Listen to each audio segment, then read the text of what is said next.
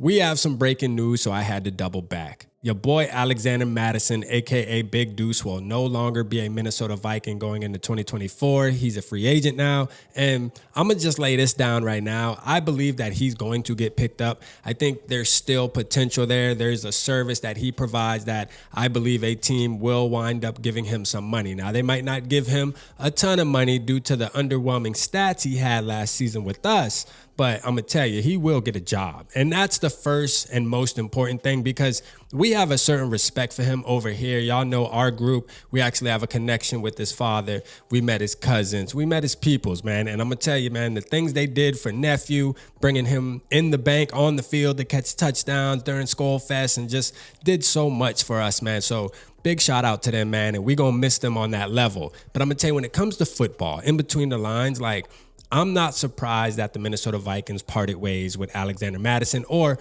they're going to part ways. I don't think it's all the way official, but they informed him that this is going to happen. So go ahead and play your market, man. Get your agent out there and start trying to wheel and deal, because we no longer are going to take your services. Now, I will say this, man. Alexander Mattison had great seasons for us behind Dalvin Cook. I believed, and I still believe, that last season when he was a starter, I said, listen, Alexander Mattison is the type of guy that goes in the third quarter and ground and pounds teams, man. You don't want to tackle him full strength after you've already played 2 or 3 quarters, and then you got to tackle a guy like Alexander Mattison. But to start the game out with him, it just wasn't working, okay? I think he lacked vision. His vision wasn't good. The way he hits the holes, I mean, it just wasn't there. And then we saw Ty Chandler come in and take over, and we saw the difference. And it made us look at it like, dang, like that's what a running back should be doing out there for the Minnesota Vikings. Now, this move right here indicates a couple things, because I don't believe that the Vikings are truly sold on Ty Chandler being RB1. I just don't think that's the case. I think what they learned from getting rid of a Dalvin Cook is we definitely need some kind of, you don't have to be a superstar, but we definitely need a guy back there in that backfield that can change the game somewhat. All right, when the offense, the pass game isn't going as great as it should be.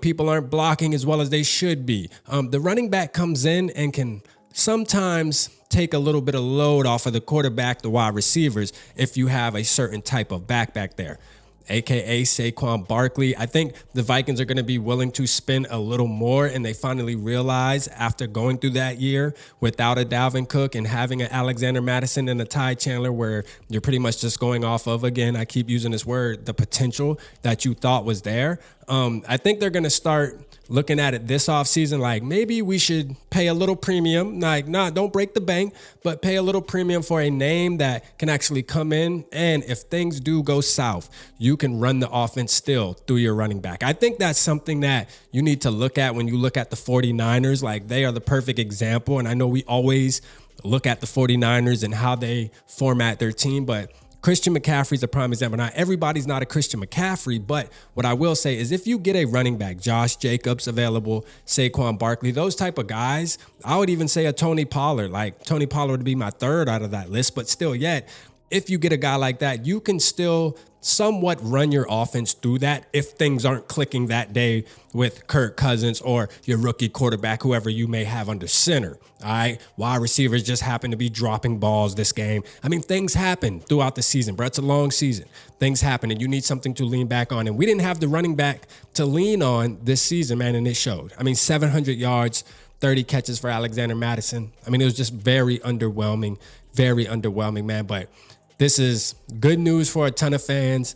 To me, it's bittersweet, right? Because I also wanted to move off of that. I did want to change that position, but being who it was, it made it a little harder to sit on live and really do the curb sessions with Alexander Mattison and stuff like that, because I knew there was times where his father would be watching us and stuff like that. So out of respect, we had to, tighten our lips a little bit, man, out of respect. But he's not a Viking any longer. We're going to be rooting for him, though. Hopefully he goes and gets him a nice little position, man, where he can take over for another team and they value him and he does his thing, man. Watch him run for like 1,500 yards this season for somebody else. Watch. That's the damn Vikings thing, wouldn't it be?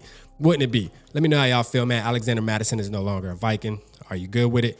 Are you mad at it? Do you wish we kept him? Are you glad he's gone? Let me know down in the comments. Appreciate y'all tapping in. Holla at your boy.